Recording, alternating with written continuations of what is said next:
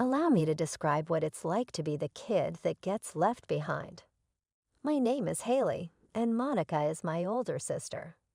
Since she is 2 years older than I am, at times it seemed as though she was the only child in our family. When Monica acquired a new phone, her old shoes when she outgrew them, or her old laptop when she got a better one, I got whatever she was done with it. Monica got the new items. We weren't particularly impoverished. Simply put, my parents didn't believe I needed additional possessions. The only person who truly saw what was happening was my mom's mother, my grandmother. Her face would get pinched as if she had tasted something nasty after she came over and took one look at me and Monica's hand-me-downs. When my parents weren't around, she would pull me aside and say, "Come here, sweetheart." She always carried an envelope containing cash. "Please get yourself something pleasant, something exclusively yours." Grandma had a lot of stuff. Everyone was aware of that.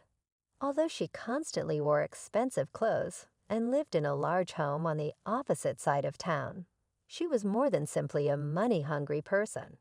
She genuinely gave a damn about me. She would inquire about my school, friends, and interests. Basic questions that parents are expected to ask, but mine never were. I had finished everything by the time I turned 15. I'm over being the family ghost, wearing Monica's cast-offs, and waiting for my parents to notice me. I therefore went and got a job manning the checkout counter at this downtown cafe.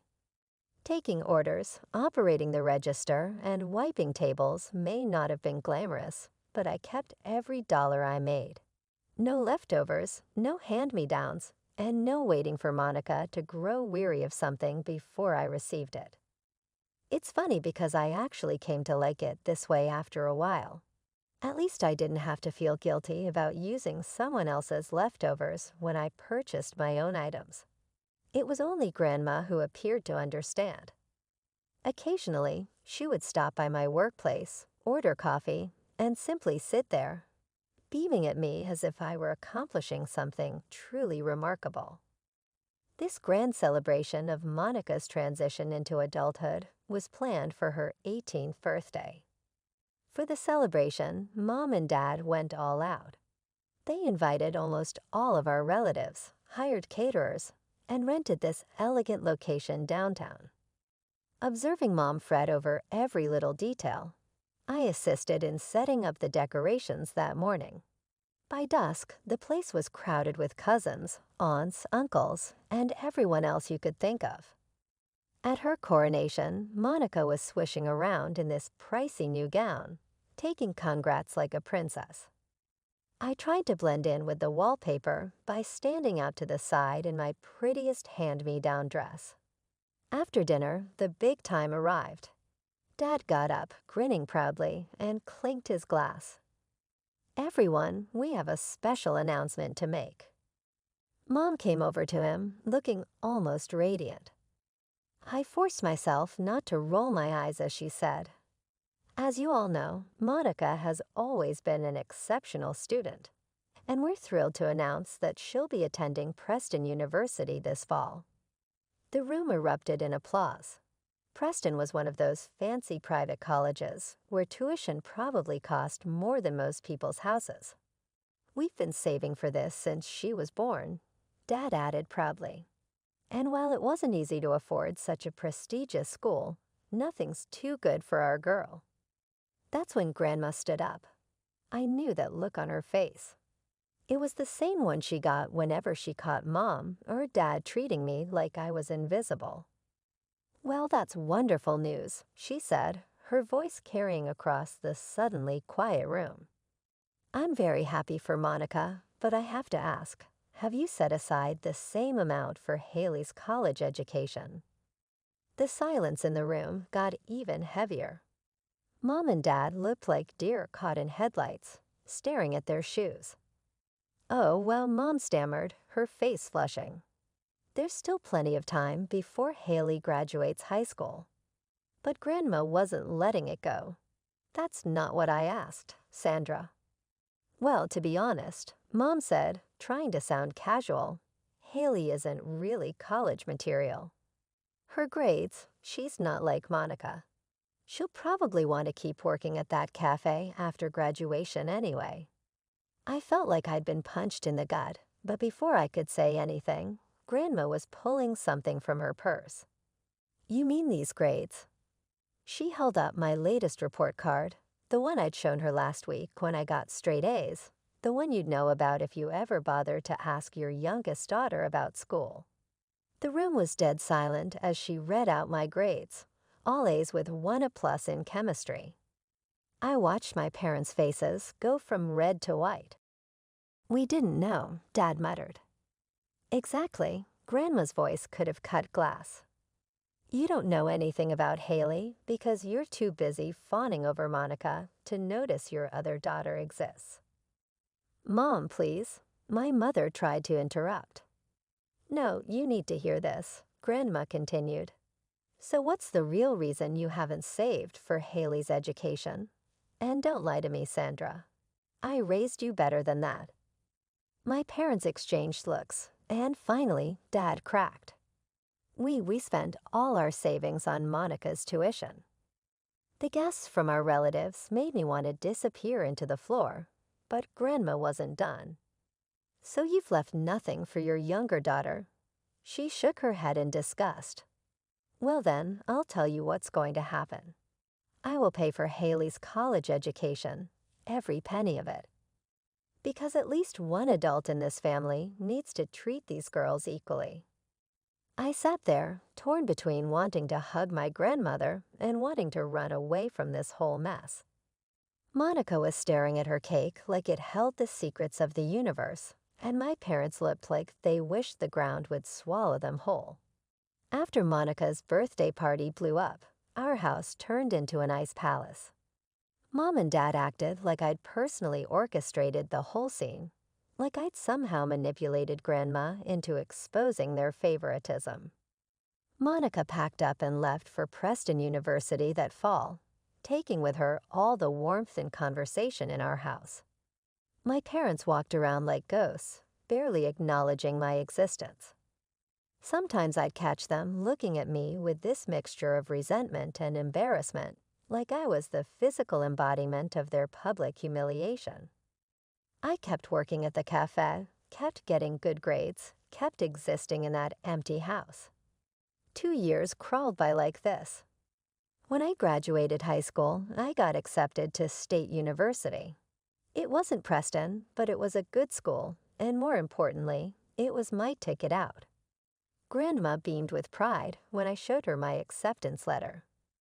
My parents attended my graduation ceremony, but they might as well have been strangers. They didn't take any pictures, didn't throw a party, just handed me a card with a generic congratulations, and went back to talking about how Monica was conquering Preston College. State University became my escape. I lived in the dorms during the semester and stayed with Grandma during breaks. Sure, I'd stop by my parents' house occasionally, usually for an hour or two, just to keep up appearances. These visits always followed the same script. I'd sit in the living room, and Mom and Dad would talk endlessly about Monica. How she had just graduated from Preston with honors and landed this amazing job at some prestigious firm. How she'd met this wonderful guy named Brad who worked in finance. How they were probably getting engaged soon. I just nod and smile, letting their words wash over me like background noise. What could I say? That I was doing well in my classes too. That I'd made the dean's list. That I had my own dreams and achievements. They'd never asked before, why would they start now? And Brad is just perfect for her, Dad would chime in. His family owns that big real estate company downtown. They're really going places together. More nodding from me. More silent smiling. It was easier this way. Let them live in their Monica-centered universe while I built my own life quietly in the background. Sometimes during these visits, I'd catch Grandma watching me with a knowing look. She understood why I stayed quiet, why I just let them ramble about Monica. Fighting for their attention had stopped being worth it a long time ago. "How are your classes really going?" She'd ask later when we were back at her house, and I'd tell her everything about my professors, my projects, my dreams for the future. She'd listen with genuine interest, asking questions, offering advice.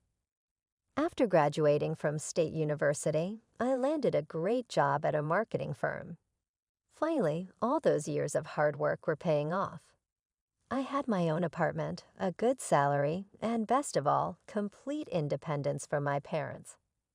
Life was going pretty well. Then came Monica's wedding. My parents outdid themselves, throwing this massive celebration that looked like something out of a bridal magazine. The venue was this historic mansion with perfectly manicured gardens. There was a string quartet for the ceremony, and the reception had everything from a gourmet, 5-course dinner to an ice sculpture. I later found out they'd taken out a $200,000 loan to pay for it all. I kept my mouth shut about that. It wasn't my business how they spent their money. I just showed up, smiled for the pictures, and genuinely felt happy for my sister. Monica looked beautiful, and her new husband, Brad, seemed like a nice guy. 2 years later, it was my turn. James, my boyfriend and friend of 3 years, proposed, and I was over the moon. We threw a small engagement party at my favorite restaurant. Nothing fancy, just close friends, family, and of course, Grandma. Everything was going great until Grandma stood up to make a toast. I should have known something was coming. She had that look in her eye, the same one from Monica's 18th birthday party. I'd like to say something to the happy couple, she began, but then turned to face my parents. "Sandra, Richard, you did such a wonderful job with Monica's wedding. It was absolutely beautiful. I'm sure you're planning something equally spectacular for Haley's big day." The room got quiet. My parents shifted uncomfortably in their seats, but under Grandma's steady gaze, they had no choice but to respond. "Of course," Mom said, forcing a smile. "We want both our daughters to have beautiful weddings." I tried to change the subject, but the damage was done. A few days later, Mom called me. "Haley, come over for dinner. We need to discuss wedding plans." I went, already dreading whatever was coming. James offered to come with me, but I told him I needed to handle this alone. So Mom said after we sat down at the dining room table, "Tell me what you're thinking for the wedding." Well, I started carefully. James and I want something small and intimate. Just close family and friends, maybe 50 people max. I've actually worked out a budget already. We can do everything we want for about $25,000. We've been saving up. $25,000. Mom interrupted, looking horrified. "Absolutely not. That's not acceptable at all. We'll pay for the wedding just like. We did it for Monica's. Don't worry about the cost. Pick whatever you like." I sat there stunned. After years of hand-me-downs and being the family afterthought, my mother was suddenly insisting on throwing me an extravagant wedding. Something didn't feel right, but I couldn't put my finger on what it was. For the first time in my life, I felt like a real daughter to my parents. Every time Mom called about wedding details or Dad asked about venue options, I allowed myself to believe that things were finally changing. Maybe Grandma's interventions over the years had finally gotten through to them. Maybe they'd realized how unfairly they'd treated me all this time. The wedding day itself was everything I could have dreamed of. The venue was this beautiful lakeside resort with a ceremony set right by the water. The flowers were perfect, the food was amazing, and everyone seemed to be having a wonderful time. Even my parents appeared genuinely happy, mingling with guests and beaming with what looked like real pride. Grandma pulled me aside during the reception, her eyes sparkling. "This is exactly what you deserve, sweetheart," she said, hugging me tight. I'm so glad your parents finally did right by you." She then went to thank my parents personally for giving me such a beautiful wedding. James and I left for our honeymoon feeling like we were floating on air. We spent a blissful week in Hawaii, not thinking about anything except each other and our future together. Then came the email. I was still unpacking from the honeymoon when my phone pinged. The subject line was simple: wedding expenses. I opened it, expecting maybe a final tally of what my parents had spent, something to satisfy my curiosity. Instead, there was an itemized bill for $100,000 with a note from my mother. "We trust you'll handle this promptly. Payment details attached." I stared at my phone screen for what felt like hours, my hands shaking. This had to be a mistake. They couldn't possibly. "James," my voice cracked as I called him over. "You need to see this." He read the email, his face going from confusion to shock to anger. "They're billing you. After all their talk about wanting to give you the perfect wedding, this has to be a joke." But it wasn't a joke. The bill was real, and so was the expectation that we would pay it. We sat on our couch that evening, looking at our bank accounts, trying to make sense of it all. "We have the money," I finally said, my voice hollow. "The down payment we've been saving for the house." "We should talk to them first," James suggested. "Maybe there's been a misunderstanding." But I knew there hadn't been. This was classic mom and dad, building me up just to knock me down again. The only difference was that this time, they'd waited until after the wedding to do it. I wrote the check for $100,000 with shaking hands. Our entire house down payment gone in a single signature. But as I sealed the envelope, I felt something else besides the pain and betrayal, a kind of grim resolution. "I'm done," I told James as I dropped the envelope in the mailbox. "I'm done trying with them. I'm done hoping they'll change. I'm just done." "What about your grandmother?" he asked gently. "Should we tell her?" I shook my head. "I can't. She was so happy at the wedding. So proud of them for finally treating me right. I can't bear to tell her what they did." That night, I lay awake thinking about all the signs I'd ignored. The sudden generosity, the insistence on an expensive wedding, the way they'd brushed aside my modest budget. I'd wanted so badly to believe they changed that I'd walked right into their trap. Life was just starting to feel normal again when Patricia showed up at our door, unannounced, one Sunday afternoon. She stood there with her trademark bright smile and a fruitcake that nobody would want to eat.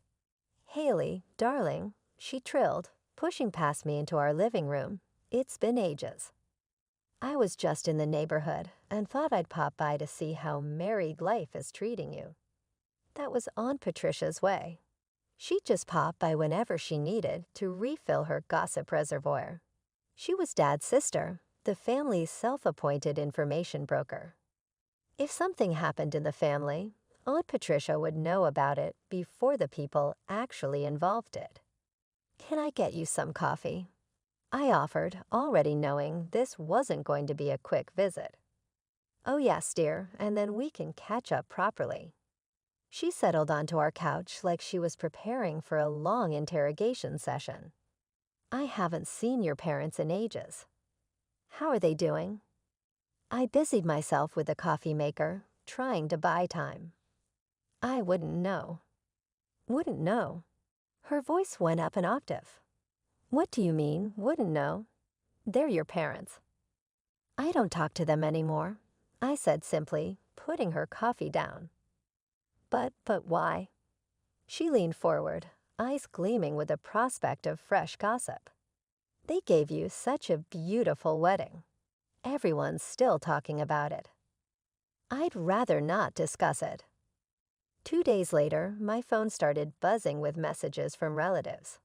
That's when I saw it, Aunt Patricia's Facebook post. It breaks my heart to see how ungrateful some children can be these days. "Just visited my niece, who told me she's cut off contact with her parents. The same parents who just gave her a gorgeous wedding. No respect for family anymore. Parents sacrifice everything for their children, and this is how they're repaid. Ungrateful children. Heartbroken. Family values. The comments started rolling in immediately. Distant relatives I hadn't seen in years were suddenly experts on my life, calling me ungrateful, spoiled, and disrespectful. People who hadn't bothered to stay in touch were now tagging me in their responses, demanding explanations. But what really got me was my mother's comment. It's true what they say. You never really know your children. Some show gratitude and appreciation for everything their parents do for them, while others, well, you can certainly tell the difference between my eldest and youngest daughters. Disappointed mother. I sat staring at my phone for hours, reading and rereading my mother's comment. Each word felt like a knife twist, especially that comparison between Monica and me. Finally, something inside me snapped. Enough, I said out loud, startling James, who was working nearby. I'm done being the bad guy in their story. My hands were shaking as I opened my filing cabinet and pulled out the check, the one I'd written to my parents. I took a photo of it, making sure the amount was clearly visible. $100,000. Then I started typing. Since everyone seems to have an opinion about my relationship with my parents, let me tell you the real story. Yes, they threw me a beautiful wedding. No, I didn't ask for it. In fact, I had planned a modest celebration with a $25,000 budget that I was going to pay for myself. They insisted on making it bigger, saying they wanted to treat me just like Monica. 1 week after the wedding, they sent me this bill for $100,000, 4 times my original budget. Here's the check. I had to write them using every penny of our house down payment savings. That's why I don't talk to my parents anymore. I hit post before I could change my mind and attached the photo of the check. The response was immediate. The same relatives who'd been calling me ungrateful just hours before were now posting shocked responses. Aunt Patricia's original post filled up with new comments, many from people demanding she take it down. My phone rang around dinner time. It was Grandma Haley. Her voice was tight with emotion. Is it true what you posted about the wedding bill? I told her about Mom brushing aside my modest wedding plans, about their insistence on making everything bigger and more expensive, about the email with the bill that arrived right after our honeymoon, and about how James and I had to give up our house down payment to pay them back. The line was quiet for a long moment after I finished those miserable details. Grandma took a deep breath. Listen to me, Holly. You focus on taking care of yourself and James. I'll deal with your parents. Grandma, you don't have to. Yes, I do. I've watched them treat you like a second-class citizen your entire life. But this is a new low even for them. Her voice hardened. Don't worry about them anymore. I'll handle it. I blocked my parents on every platform I could think of, including social media, email, and the phone, for the next hour after we hung up. I had had enough of their manipulation, their games, and my hope that they would change. Someone began beating on our front door while I was preparing dinner, a week after I shared it on social media. I was alone myself because James was working late. My mother was standing there, her face flushed with rage, when I opened it. She pushed past me into the house and yelled, "How dare you? How dare you go running to your grandmother with your lies?" I maintained my composure in my voice.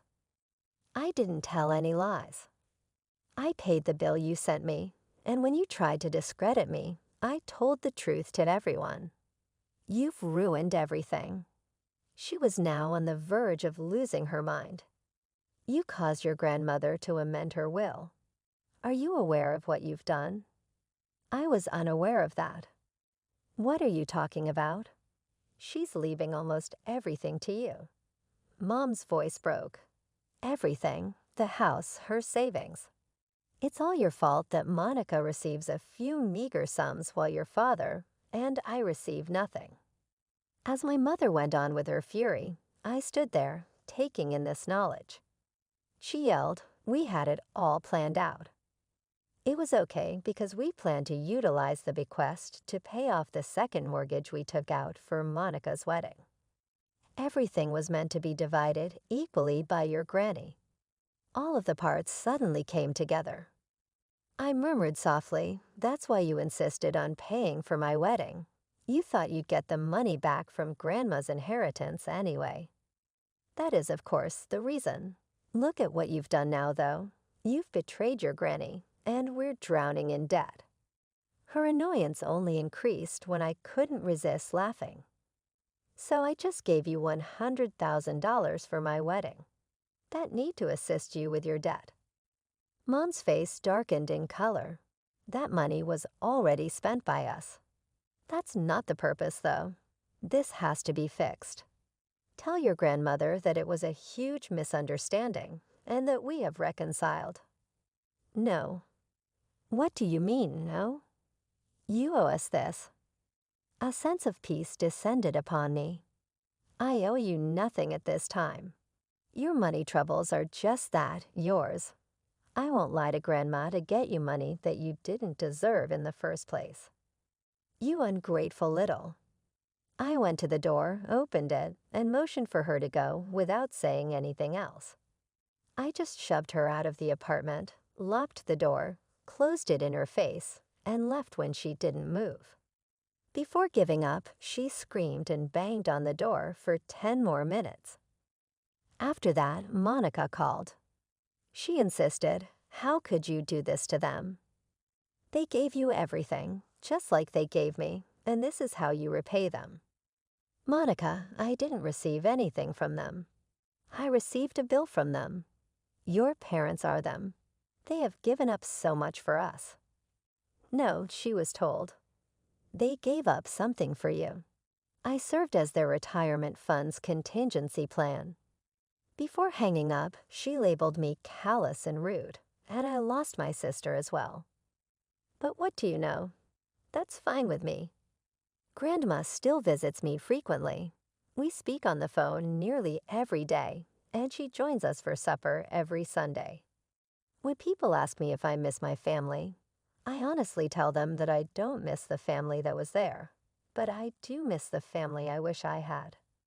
I've discovered that even when such relationships involve your own parents, sometimes the boldest thing you can do is to end them.